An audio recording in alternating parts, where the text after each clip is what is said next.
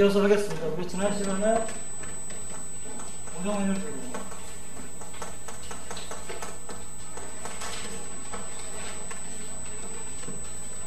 그래서 자본의 국제 이동성이 완전한 경우에 통화 정책하고 재정 정책 얘기를 했는데,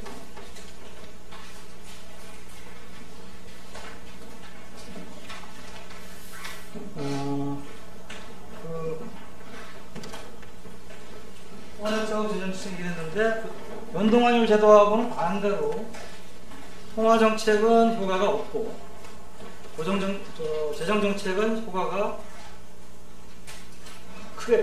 크다는 것은 이제 승수효과가 제대로 나타나는 것이죠. 나타나는 것으로 이렇게 이제 나왔습니다. 그래서 연동환율 제도하고 정반대였고, 오늘은 이제 자본의 국제 이동성이 없는 경우, 부분적으로 있는 경우, 통화 정책과 재정 정책을 좀 보도록 하겠습니다. 칸이 조금 작긴 하지만 세 개로 나눠가지고. B가 0인 경우, B가 이거 둘 다 이제 0이지만은 ISL은 F라는 것은 LM, IS,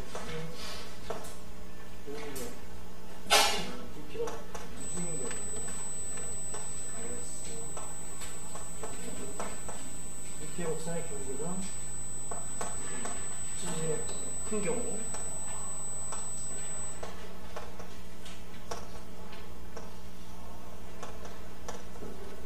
기울기가 좀 완만한 거예요. 이번 축은 Y하고 I거든요.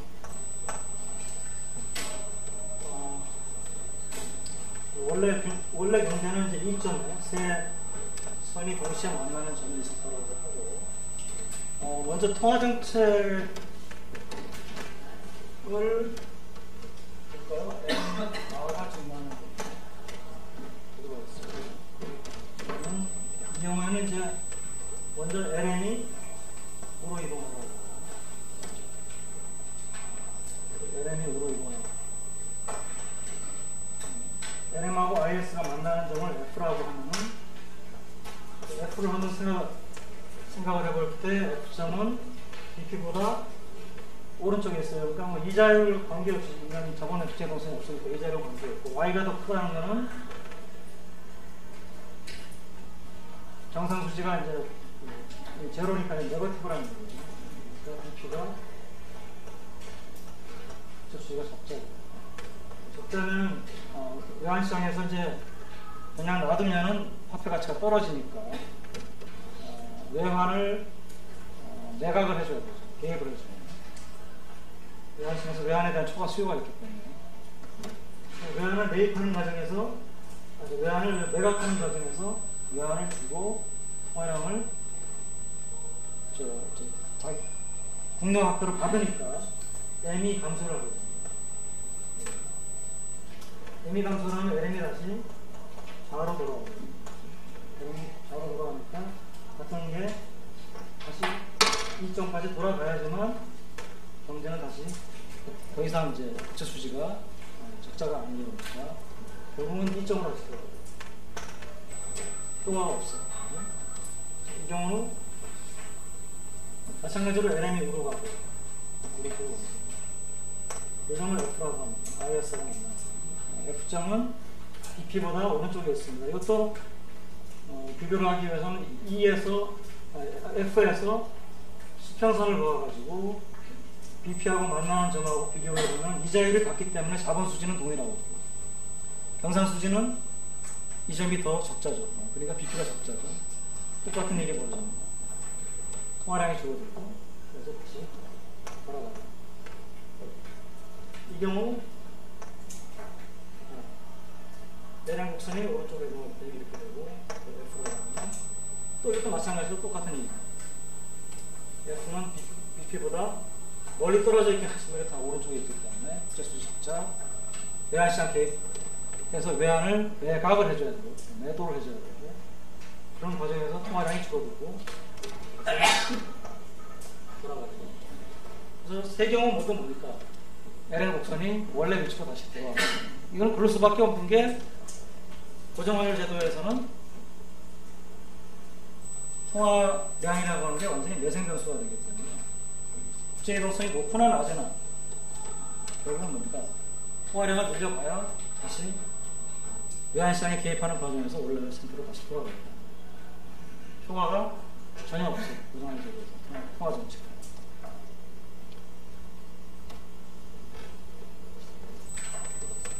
자, 똑같은 상황에서 대장 정책을 한번 보도록 하겠습니다.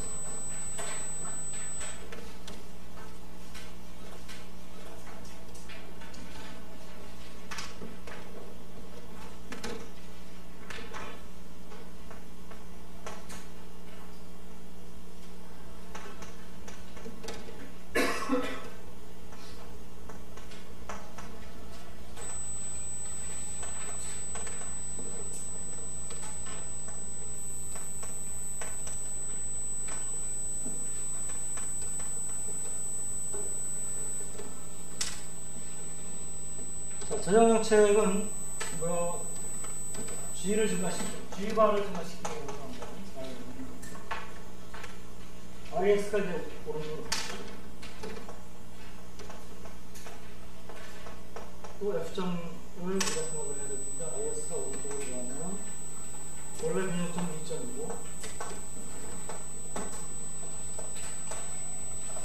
여기가 F점이라고 하고 F점에서의 상태를 보면은 BP보다 오른쪽에 있기 때문에 F점을 놓고 BP가 적자가 되는 거죠.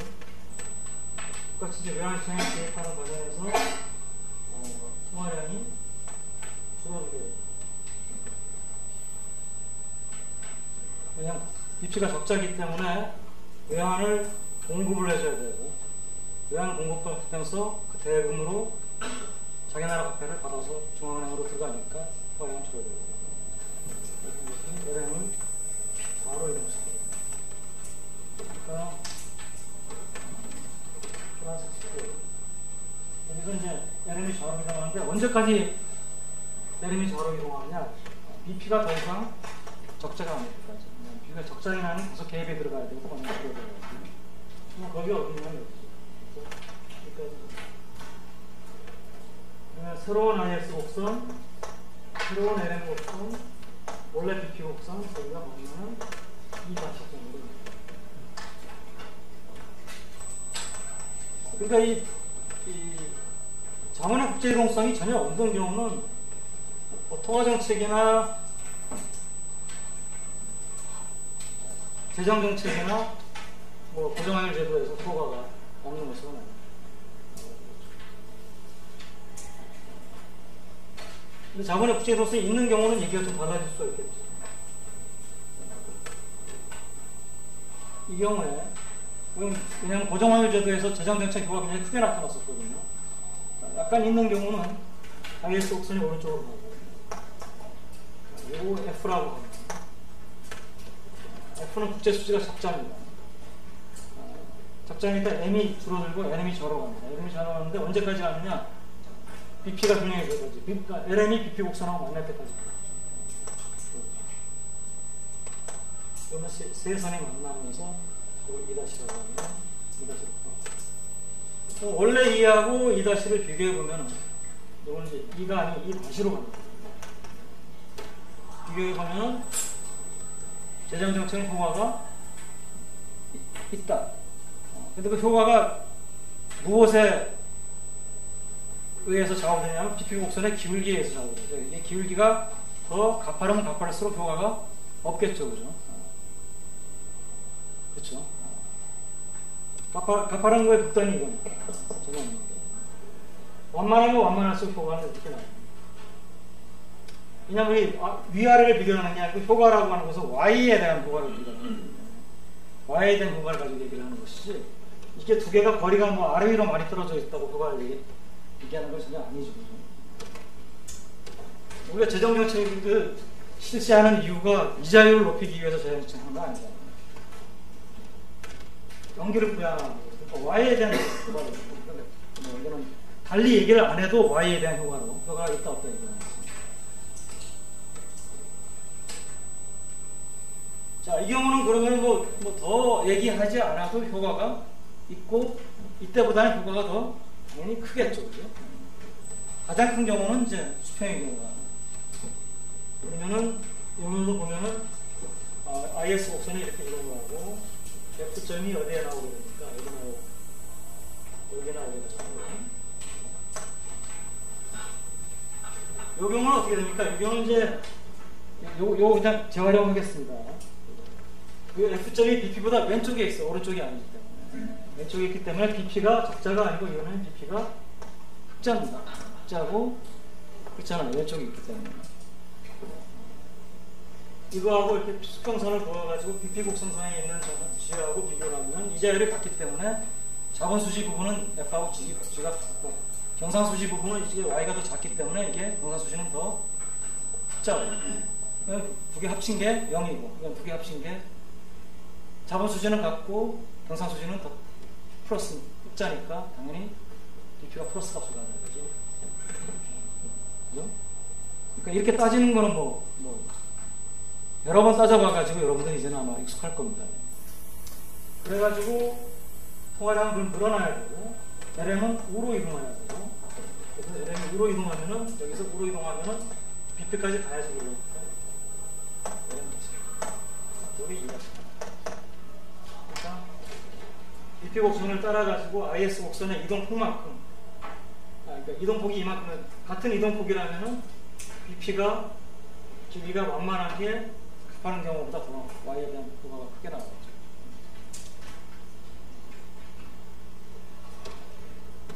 그래서 전반적으로 이제 이 얘기는 뭐냐면 고정환율 제도에서는 변정정책은 효과가 있다는 겁니다. 언제 더 효과가 크냐면 자본의 묵지 동성이 높으면 높습니다. 이제 여러 가지 경우를 이제 봤습니다. 우리가 8가지 경우를 다 봤기 때문에 이제 이것을 다 종합을 해가지고 한 가지 좀 중요한 얘기를 하려고 합니다. 지금 우리가 여러 가지 경우를 봤는데 이 경우에 우리 관련된 것이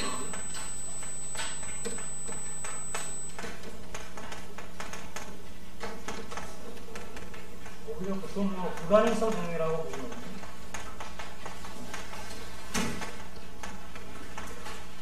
그러니까 사실 이 먼델 프레이밍 모형을 가지고 우리가 가지는 임플리케이션은 굉장히 여러 가지 임플리케이션이 나올 수가 있어요. 나올 수가 있는데 그중에서 중요한 것이 불가능성 정리 또는 이 불가능성 정리를 여러 가지 이름으로 이 정리는 불립니다. 이 임파서빌리티 시오렘을 다른 이름으로는 Fundamental Theorem of International Finance, 국제금융의 근본 이론, 근본 정리. 또는 어떤 사람은 또 이걸 impossible, 트릴레마라고도 불려요. 그러니까 딜레마는 이제 두 가지 중에서 고민하는 건데, 트릴레마는 이제 세 가지 중에서 고민하는 거예요.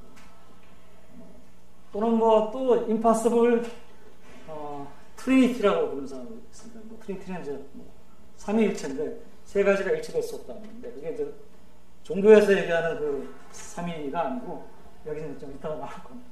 하여튼 그래서 여러 가지 별명으로 별명이 이렇게 많다는 거는 그만큼 이게 이제 많이 이제 국제금융에서 많이 얘기되는 그런 이제 정리라는 건데 이게 뭐냐면요.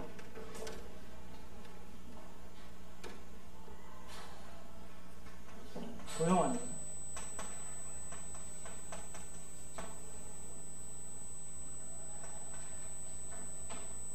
자본의 완전한 국제공성 통화정책을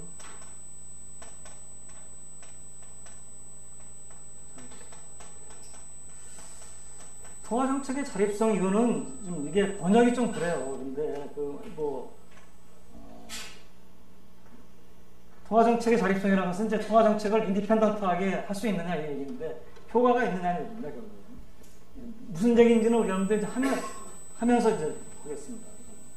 이 세 가지를 임파서블하다고 하는 건 세 가지를 동시에 달성하는 것이 불가능하다.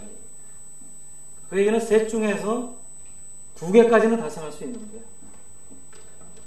세 개를 동시에 가지는 건 불가능하다. 그 예가 바로 뭐냐면은 우리 고정환율에서 이게 하나 미안합니다. 하나 중요한 거는 소국 경제. 소국 경제가 이걸 세 가지를 동시에 달성하는 게 불가능하다. 소국 경제가. 자, 고정환율 제도 생각해 봅시다. 고정환율에서 자, 자본의 국제 이동성이 완전한 경우는 어떻습니까? BP가 수평인 경우죠. IS 이렇고 자, 이 경우에 통화 정책이 뭐 자립성, 독립성, 독자성, 뭐 하여튼 인디펜던트하냐를 이제 딱 얘기하는 건데 가능하냐 봅시다. 그걸 보기 위해서 우리가 뭡니까? 한번 통화량을 늘려갔다 갑시다. 그래서 통화량을 늘렸다. 우리 이건 이미 분석했던 겁니다. M을 늘리면 어떤 일이 벌어진다고 했습니까? LM이 오른쪽으로 가고요. 국제 수지가 적자고. 고정환율이기 때문에 이제 외환시장에 개입을 해야지 고정환 유지가 되는데 개입하는 것이 뭡니까? 적자기 때문에 외환을 중앙은행이 매도를 해야 되죠. 그건 외환을 매도하고 반대로 자기 나라 같은 우리나라 같은 원화를 받아야 되죠. 그런 과정에서 통화량이 줄어들고 통화량이 줄어들어서 어디까지 줄어들어야 되냐? 국제 수지가 더 이상 적자가 안 있을 때까지. 그럼 통화 정책 효과가 없죠. 효과가 없을 뿐만 아니고 LM이 이까지 돌아갔다는 건 뭡니까? 늘어났던 통화량이 그대로 줄어들어서 원래 수준으로 돌아갑니다.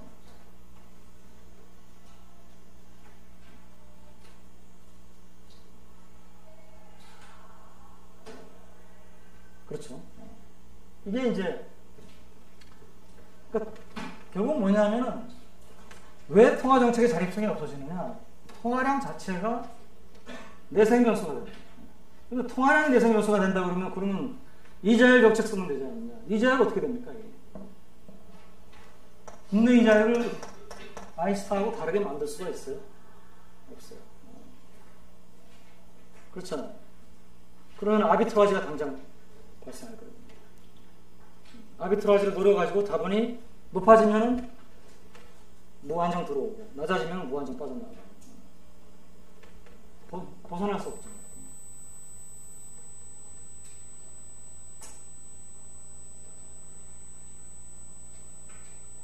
이게 이제 통화정책의 독자성 또는 자립성, 독립성이 없다는 겁니다.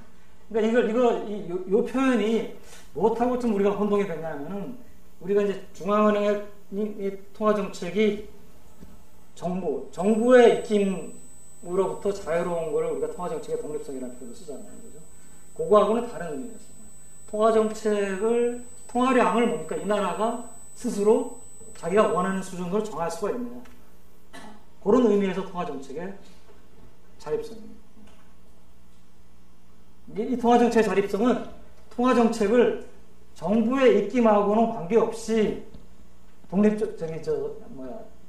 독자적으로 할 수 있느냐. 그런 의미에서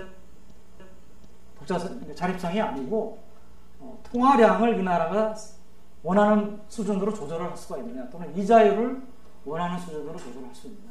조절할 수 없잖아요. 이자율을 높이려고 그러면은 바로 뭡니까? 돈이 엄청나게 들어와요. 그러면 그 돈 들어오는 거 그냥 놔두면 어떻게 됩니까? 고정환율이 유지가 안 돼요. 고정환율을 유지하려고 한다는 이 대전제하에서는 돈이 엄청나게 들어오면 뭡니까? 고정환율을 유지하기 위해서 그걸 외환을 사줄 수밖에 없어요. 사주는 과정에서 사고 원화를 주니까 통화량이 뭡니까? 늘어나고 이자율이 떨어지게 되고 언제까지 떨어지느냐? 다시 아이스타 갈 때까지. 더 이상 돈이 안 들어요. 떨어질 때 맞습니다.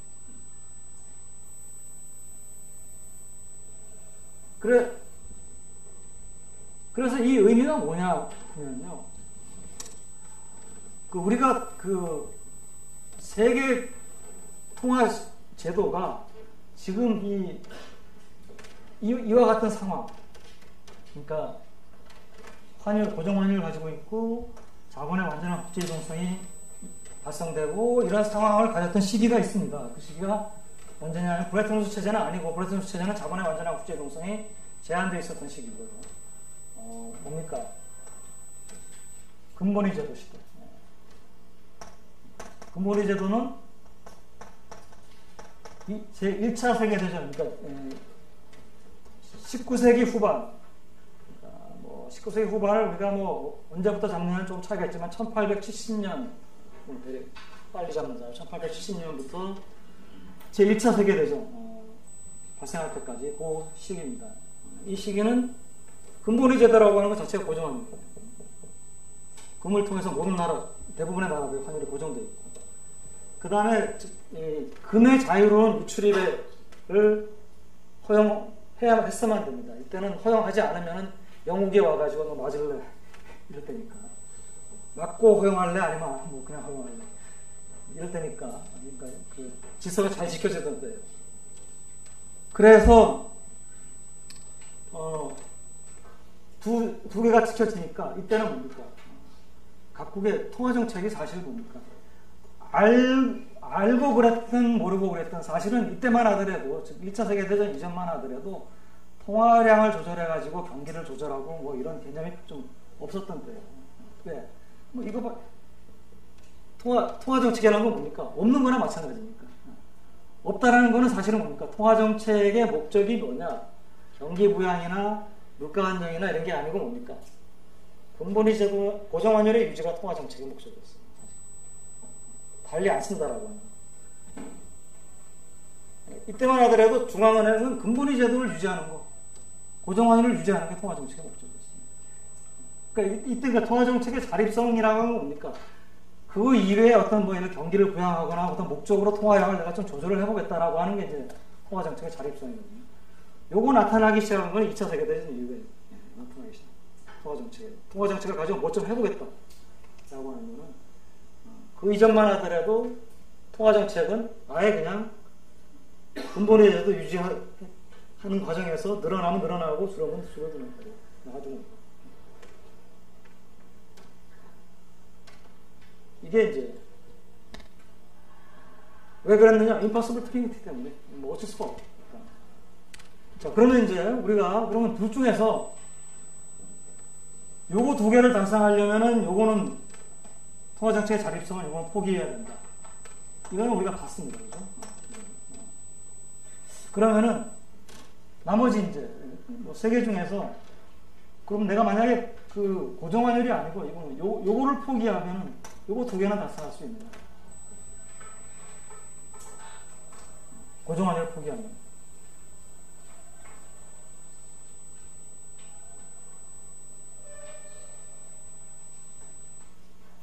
어떻습니까? 우리 이미 봤잖아요.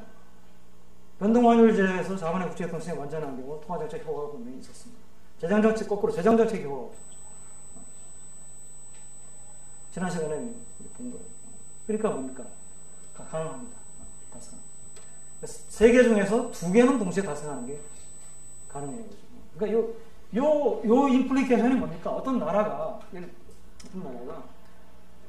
자본의 완전한 국제 이동성을 허용을 했어요.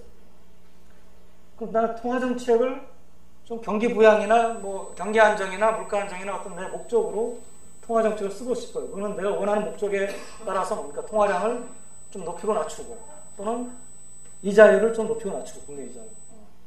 이렇게 조절을 하고 싶어요.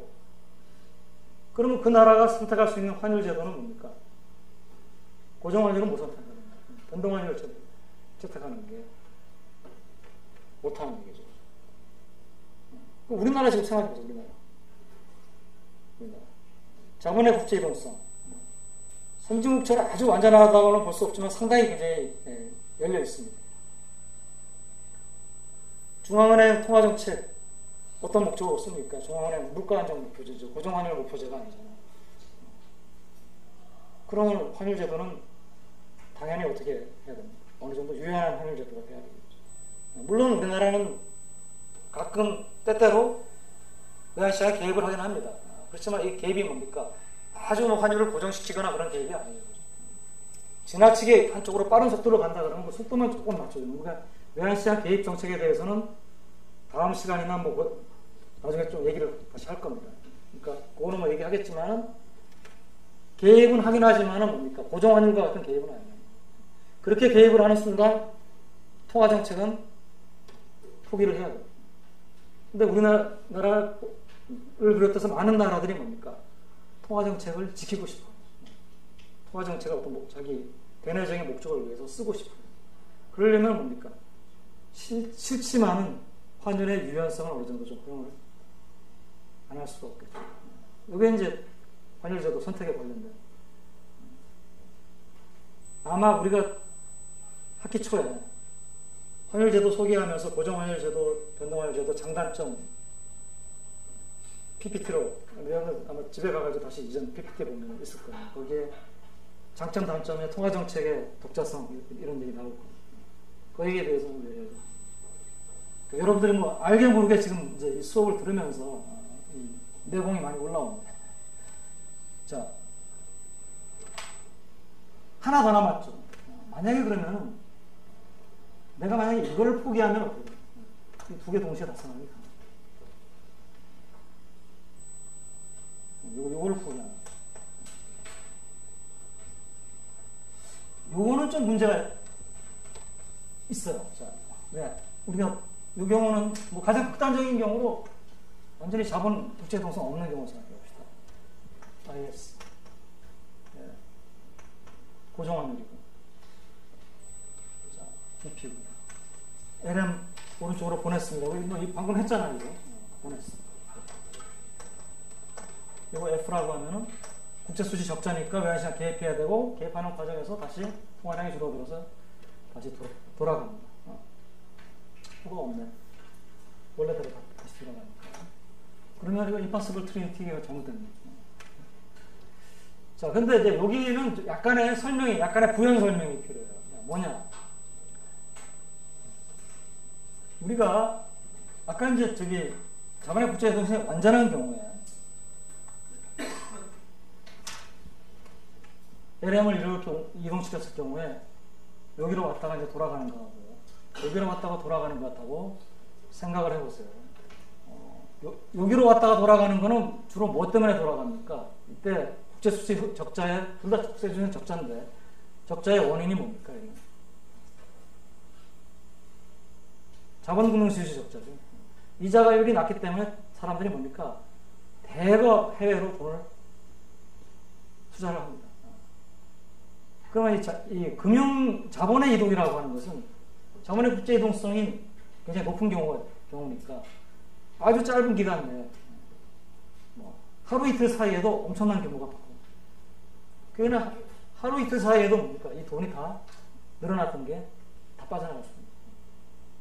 여기에는 우리의 시간이라는 축이 없기 때문에 얼마나 빨리 이게 이쪽으로 가는지 안 나와 있지만, 이거는 자본 이동에 의해서 국제 수지가 적자가 되고 그 다음에 통화량이 줄어드는 거기 때문에 짧은 기간 동안에 엄청난 규모의 적자가 날 수가 있어요. 이거는 뭡니까? 자본의 국제 이동성이 없어요. 극단적으로 이 경우는. 그러니까 이때는 국제 수지 적자가 순전히 무엇에 의해서 일어납니까? 경상수지 적자잖아요. 그럼 경상수지 적자는 어떻게 일어납니까? 본원소득 수지? 사람이 가가지고 일을 해야 되는데 사람이 뭐 하루 이틀 사이에 수십만 명이 뭐 외국으로 가가지고 일을 할 수가 있나? 적자니까 외국에서 들어오는 건가요? 또는 외국에서 수십만 명이 뭐 갑자기 뭐 동남아에서 수십만 명이 들어와가지고 일을 해가지고 그 돈을 해외로 붙여?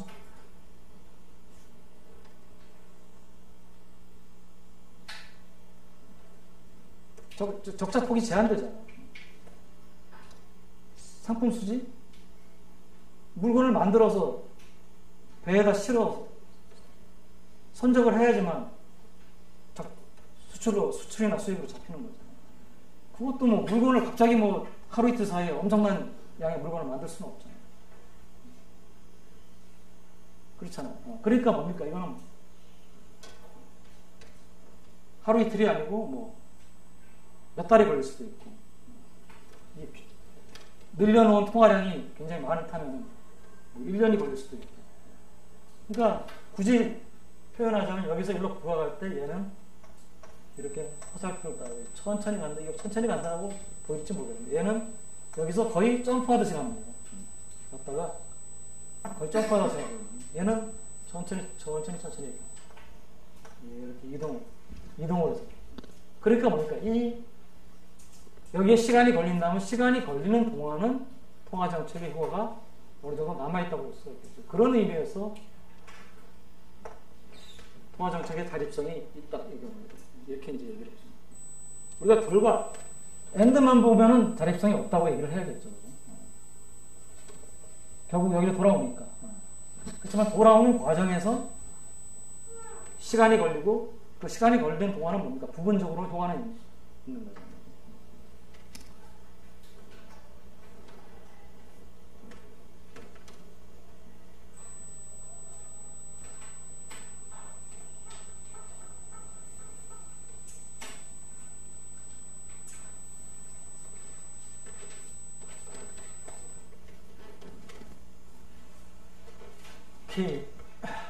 자, 이거 관련해 가지고 한두 가지만 더 얘기를 하겠습니다. 지금 불가능성 정리를 얘기하면서 소극경제라고 단서를 붙였습니다. 그러면 대국경제는 어떻게 됩니까?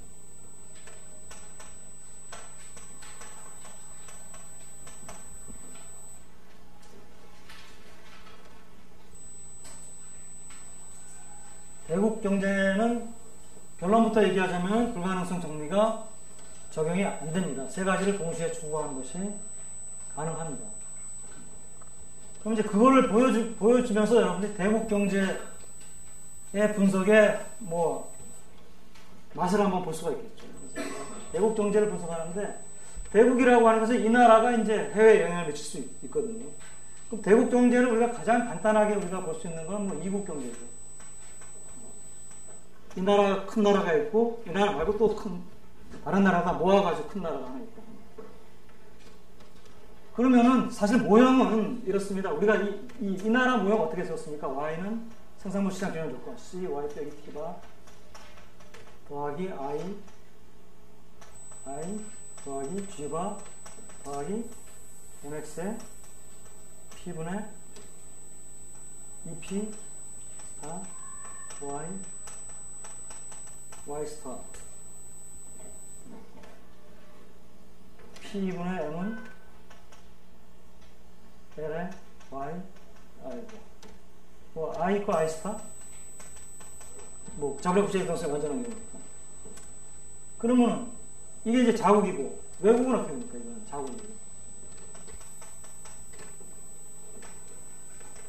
외국은 한번 써보자면 Y 스타는 C에, 이것도 C스타라고 써도 되겠지만, 소비함수나 투자함수나 수출함수는 모양이 같다고 합시다. 그러면은, 어떻게 되냐면, Y스타 빼기 T바 스타. 이거는 이제 외국이니까. 더하기 I에, 이 외국의 이자가 I스타. 더하기 G바 스타. 더하기 NX인데, NX는 사실 그냥 NX 스타 이렇게 쓸 필요가 없는 게 두 나라밖에 없기 때문에 이 나라의 NX는 이 나라의 경사수지 흑자는 이 나라의 경사수지 적자예요. NX P분의 EP 스타 Y 스타 그냥 저거 그대로 쓸 수가 있습니다. 그 다음에 화폐시장 경영 요건은 P 스타분의 M 스타 이퀄 L의 Y 스타 I 스타 I 스타는 저기하고 같아요.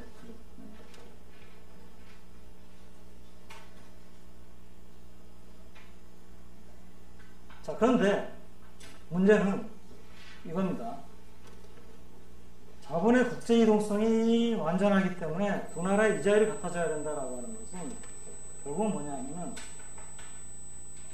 이 나라의 이 이자율하고 이 이자율이 같아져요. 그럼 이 두 이자율이 어디서 결정이 되느냐? 두 나라의 자금 시장에서 결정이 돼요. 그럼 여러분 우리 LM 곡선 배울 때 자금 시장이 화폐 시장이 있고 채권 시장이 있는데 이 나라의 두 나라가 각각 이 뭡니까? 채권 시장의 균형이고 채권 시장의 균형하고 화폐 시장 균형이 서로 같은 조건이라고 해요.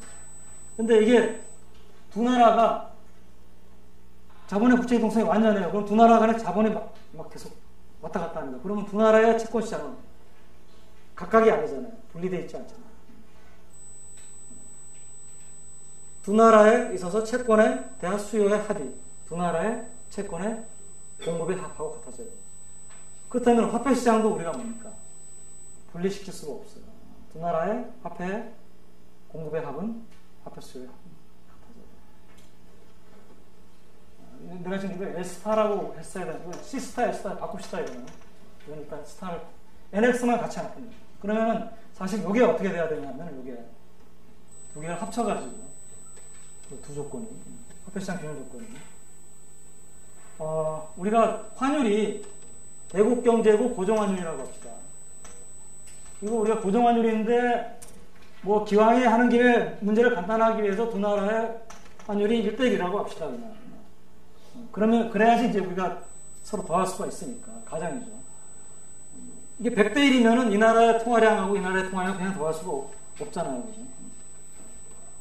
그러면은 요거 갖고 와가지고 두 개를 합치면 어떻게 되냐면은 P분의 M 더하기 P스타분의 M스타는 L의 YI 더하기 S스타의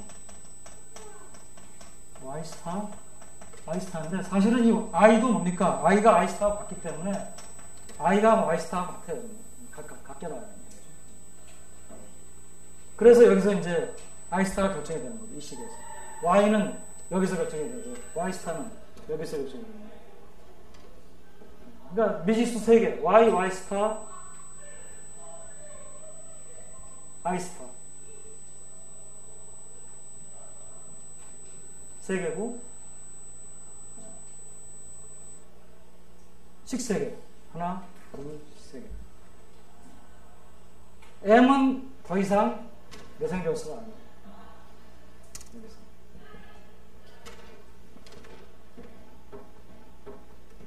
자, 이제 잠깐 모형을 보겠습니다. 자, 이래서 자, 보세요.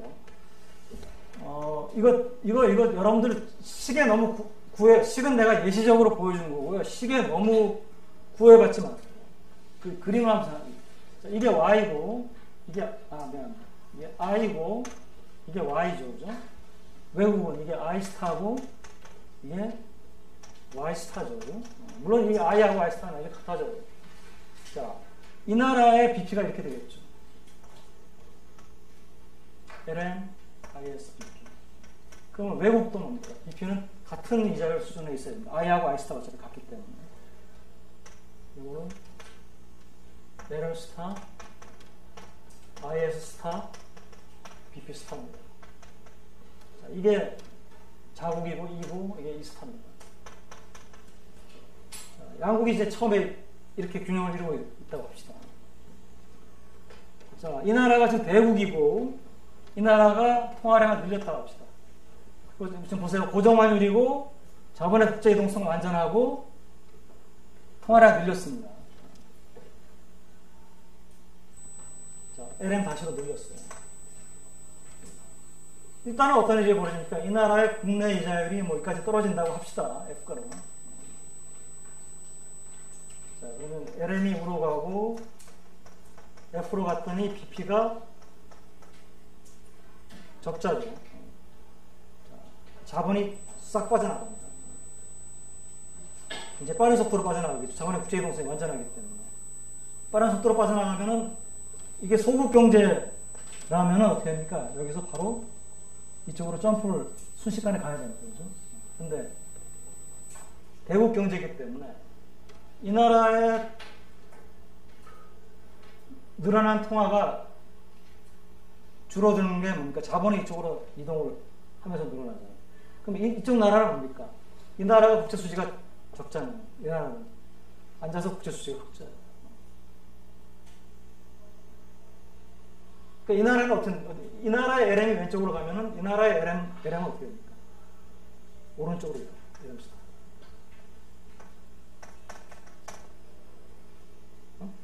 잘못했나?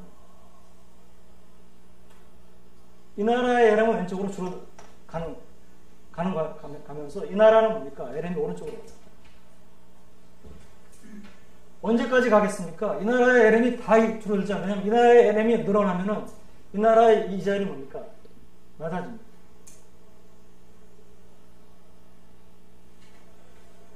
낮아져요. 이 나라는 이자율이 가면서 올라가고 언제까지 그러니까 이 나라의 이 LM은 이쪽으로 가고 이 LM은 오른쪽으로 가는데 서로 뭡니까? 같은 폭만큼 이동할 거예요. 왜냐하면 이쪽에서 빠져나가는 자본은 이쪽에서 들어오는 자본이니까. 자, 언제까지 오른쪽으로 이동하고 왼쪽으로 이동하는 게 움직임이 일어나겠습니까? 그 나라의 이자율이 같아질 때까지. 그럼 같아지는 게 어디서 같아지겠습니까? 얘는 여기서 올라가고 얘는 여기서 내려가니까 여기하고 여기 사이에 어디서 또 두 나라의 사이즈가 같다면 중간 정도 가운데 이 나라의 사이즈가 더 크다면 뭐 더 많이 가서 더 적게 갔어. 뭐 그거는 뭐 사이즈가 비슷하다면 결국은 어디서 되겠습니까?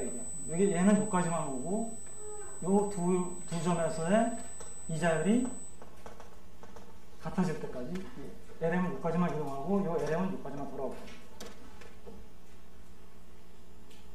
그러면 여러분들 BP 곡선 여기 있는데 BP보다 밑에 있는데 그게 아니죠. 이 나라의 이자율도 이 수준이고 이 나라의 이자율도 이게 바로 뭡니까? 국제 이자율이죠. 같아지는 국제 이자율. 이게 바로 국제 이자율이잖아요. 그러니까 I스타가 고정되어 있는 게 아니고 I스타 다시로 변했습니다. 그러니까 BP 곡선이 어떻게 됩니까? BP 곡선이 이렇게 됩니다. 얘도 이렇게 됩니다. 세 개가 같이.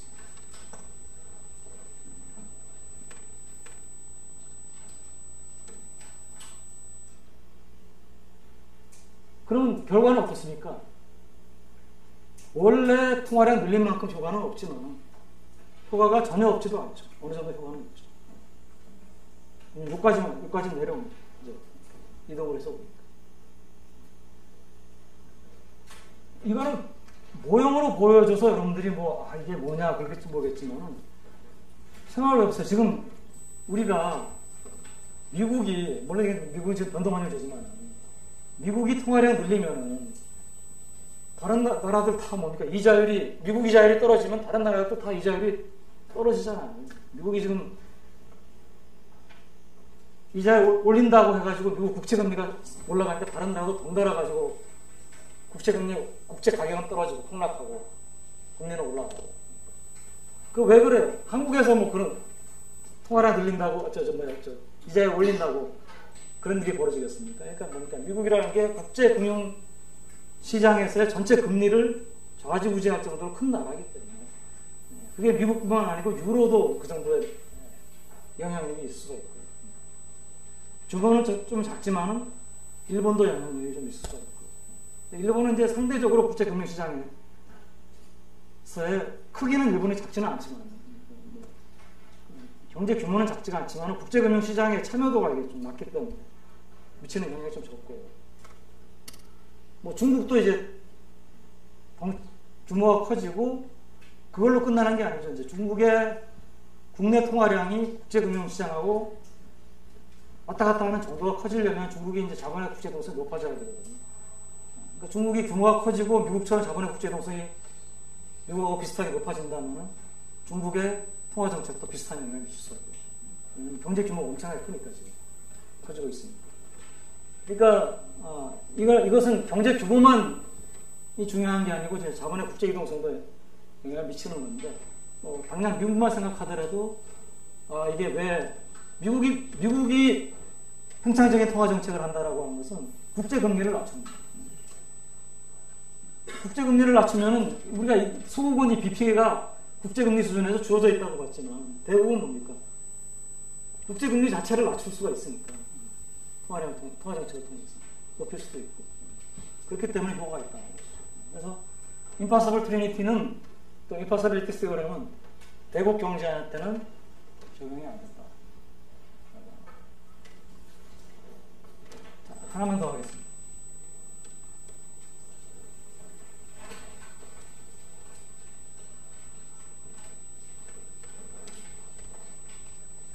다시 소극경제로 돌아가겠습니다.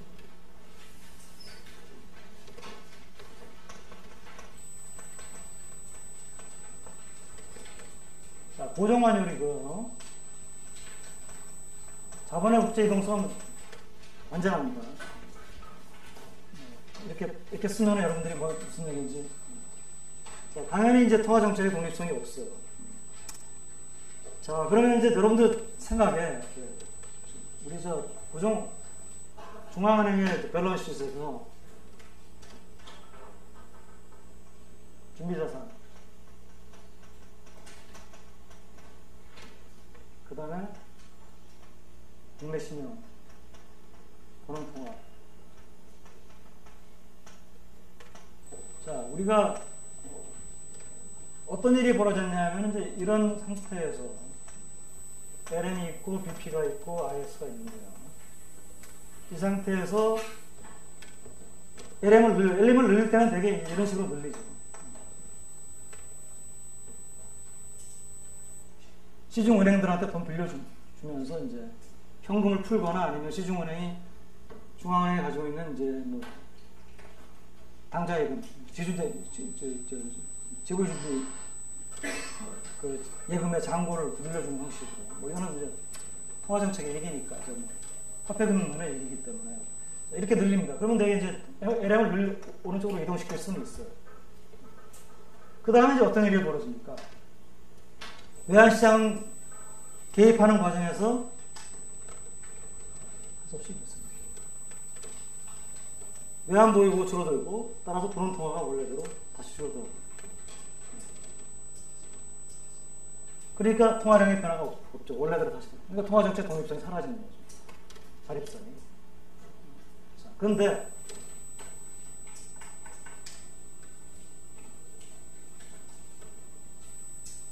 이렇게 하면 어떠냐는 거죠. 나는 고집스러운 중앙은행. 자, 지금 말이야 이제 이거 원래 늘려놓은 상태에서 줄어드는 과정인데. 외환시장 개입하는 과정에서 줄어듭니다. 자, 줄어드니까 번호통화가 원래대로 다시 돌아가게 되죠.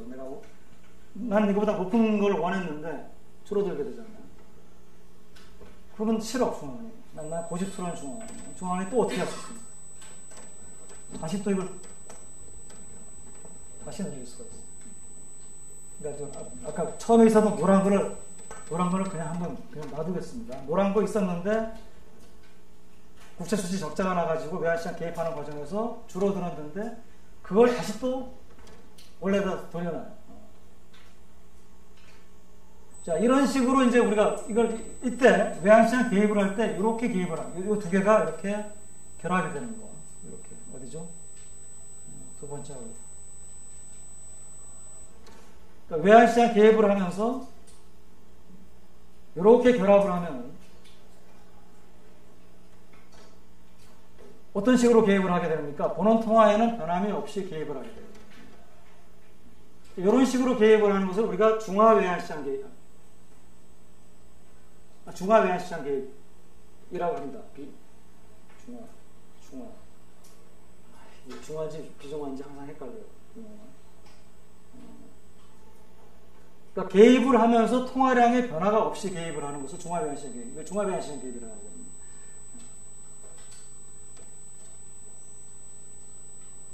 그러면 어떤 일이 벌어집니까? 일단 또 효과가 다시 생기죠. 통화량이 늘어났죠. 늘어났다 다시 줄어들었다가 다시 또 늘어났다. 그렇지만 또 어떻게 됩니까? 또 줄어들게 돼요. 그럼 난 또 계속 외환시장 통화량을 늘려요. 그러면은 계속 이렇게 하면 어떻게 됩니까? 내가 줄면은 다시 올려놓고, 줄면 바꿔놓고, 보내놓고, 줄면 보내놓고. 그러면 효과가 있는 거 아니에요. 그래서 이거를 우리가 중화외환시장 개입이라고 합니다. 이 외환시장 개입에 대해서는 다시 얘기를 하겠습니다. 그러니까 이런 식으로 개입을 하는 걸 우리가 중앙아시안 개입이라는 겁니다. 이 의미는 다시 나중에 정리를 하겠습니다. 아시안 개입. 그러면 그러니까 이게 얘가 일로 오면은 또 보내고 오면은 또 보내고 오면은 또 보내고 나는 정말 고집이 센 중앙은행장이야. 계속 나는 보내겠어. 그러면 여기에 뭐 무한정 보내놓으면 여기에 유지될 수 있는 거 아니냐. 그래서 중앙외환시장 개입을 통해서 통화정책의 소국 경제가 고정환율이고 자본의 국제동성이 완전한 데에도 불구하고 통화정책의 자립성을 살릴 수 있는 게 아니냐. 중앙외환시장 개입. 그거에 대해서 이제 답을 하고 그게 바로 이제 우리가 다음번 주제로 넘어가는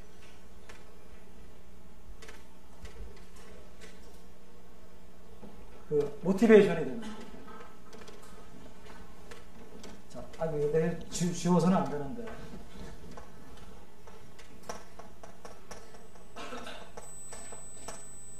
국내 신용통, 국내 여신이라고 부르죠.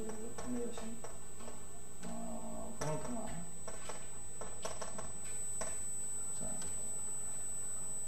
자, 늘렸어요. 처음에. 늘렸더니 줄어들면서 저기 외환시장 개입하는 과정에서 금융통화 줄어듭니다. 다시 또 늘립니다. 다시 또 줄어듭니다. 그렇죠? 자, 이게 반복해서 일어나면은 자, 어떤 일이 벌어집니까? 돈은 통화는 내가 유지가 될 수 있어. 근데 이쪽에 보면 준비자산이 뭡니까? 할 때마다 줄어들어. 근데 우리 준비자산은 한정될 거예요. 그리고 이 준비자산이 뭡니까? 있어야지만 외환시장에 개입을 해서 고정환율을 유지할 수 있다고. 그러니까 이게 한 몇 번 정도는 뭐 이렇게 버틸 수 있을지 몰라요. 근데 이 하는 과정에서 어떻게 됩니까? 준비자산이.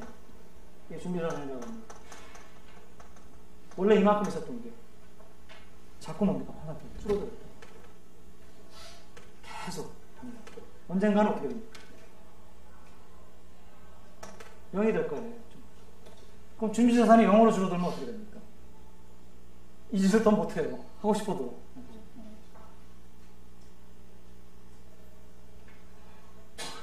고정환율을 유지를 못합니다. 0이 되는 순간에 고정환율을 유지 못하잖아요.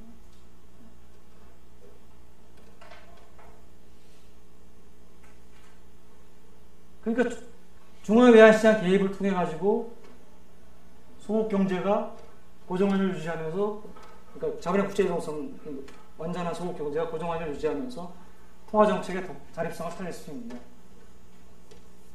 이것도 뭡니까? 궁극적으로는 불가능합니다. 시기의 문제일 뿐입니다.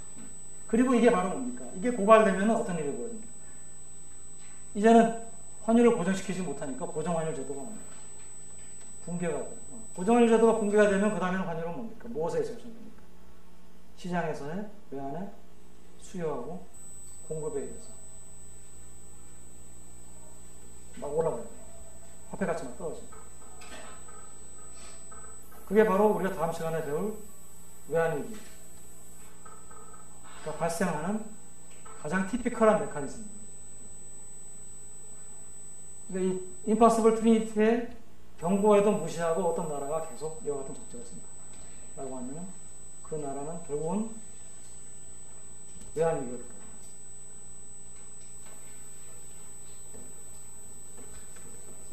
여기까지만